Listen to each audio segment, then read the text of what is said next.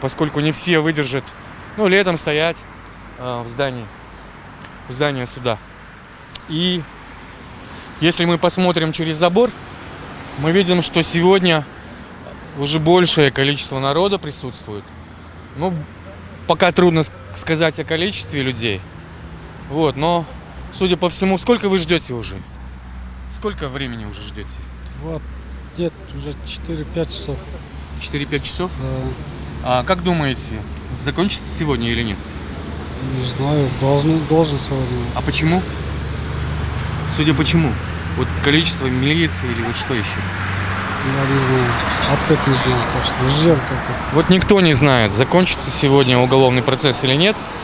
Но идем дальше.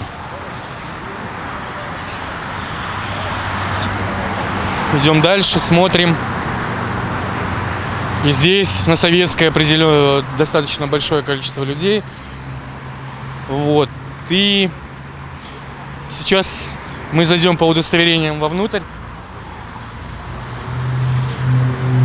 И посмотрим, насколько напряженная обстановка. Но вот на тротуарах я вижу, в эти дни такого не было, количества народа. Здесь гораздо их больше.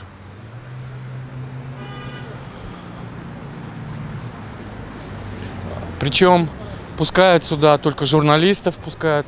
Обычные сторонники, они стоят за оградой. И по периметру ограды мы видим вот люди в форме.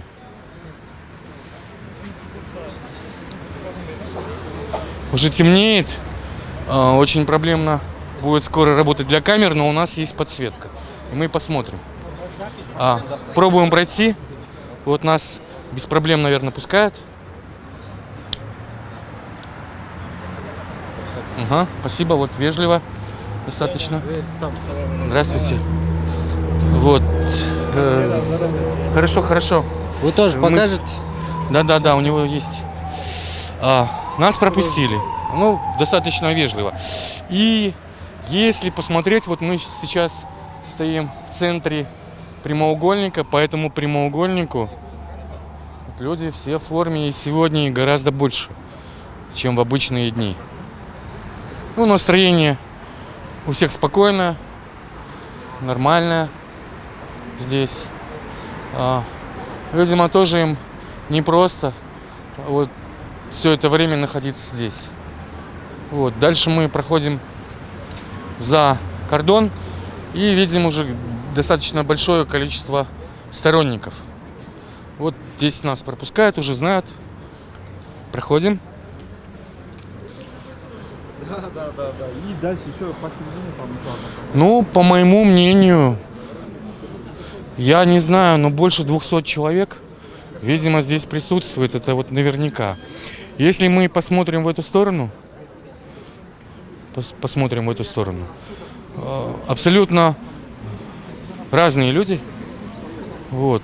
И я вижу тут и активистов, и депутатов. Я вижу. Вот адвокат. У нас адвокат, который активно ведет блог. Вот. И благодаря ему мы узнаем новости. Что происходит на самом деле? Вот. Как развиваются события?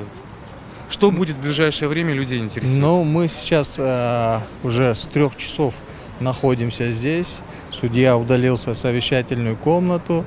И мы в ожидании приговора политзаключенному Омурбеку Текебаеву и Дүйшену Чотонову. Вот в эти дни были, вот я вижу, скорая помощь вообще стояла. Кому-нибудь было плохо? Конечно. Если вы помните, значит, и на предыдущем заседании судебном, которое длилось очень долго, несмотря на то, что вот здесь вы видите расписание работы Первомайского суда, который ограничивается 5 часами 30 минутами, значит, и Омурбек Черкешевичу стало плохо, давление поднялось, вызвали скорую помощь, и в то же время стало плохо самому судье, потому что все-таки целый день в этом душном помещении сидишь, поэтому скорая помощь приезжала. И вчера тоже действительно была вызвана скорая помощь, Омурбек Черкешевичу поднялось давление, вчера, потому что у нас заседание вообще почти до 10 часов длилось, поэтому, конечно, это очень тяжело.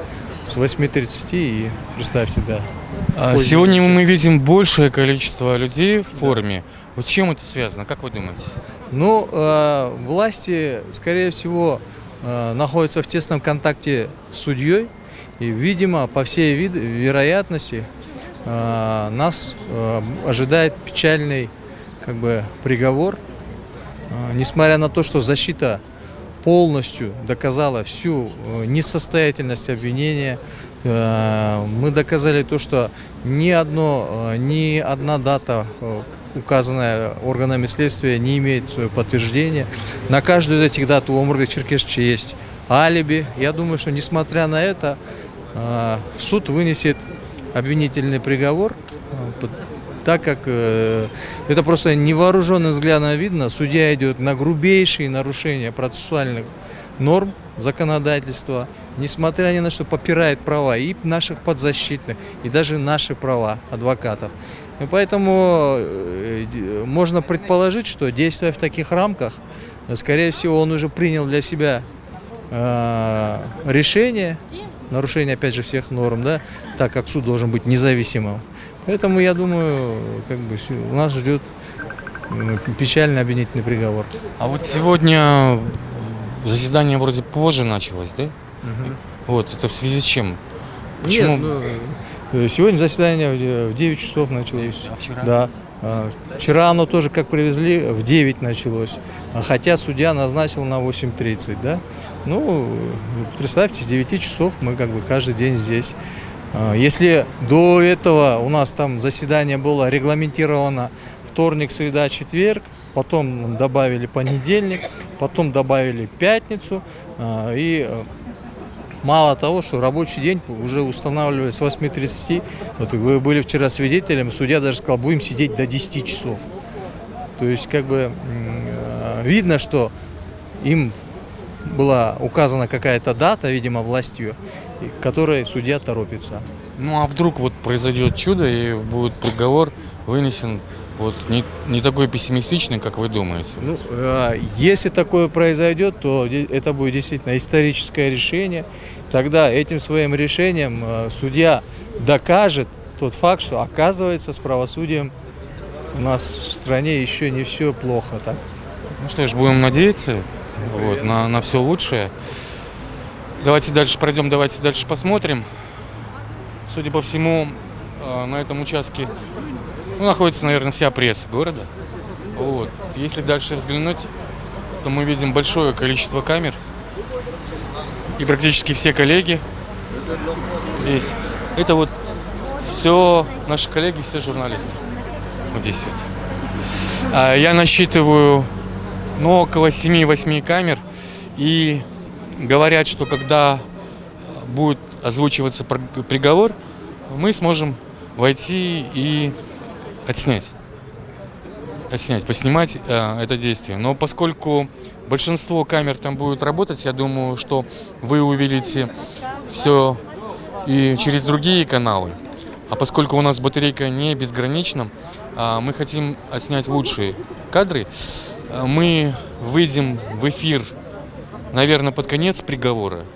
И уже после мы будем отслеживать реакцию людей, как они реагируют на эти события. Поэтому оставайтесь с нами. Я думаю, что часа через полтора мы узнаем, что же произойдет. А теперь мы прервемся и включимся на последних минутах, когда будет зачитываться приговор Скибаеву.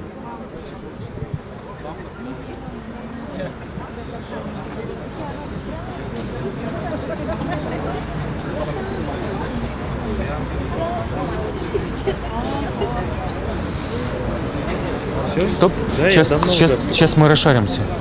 Давай, Успеем. Ждем. Iki кусочка с индийцем кола направо.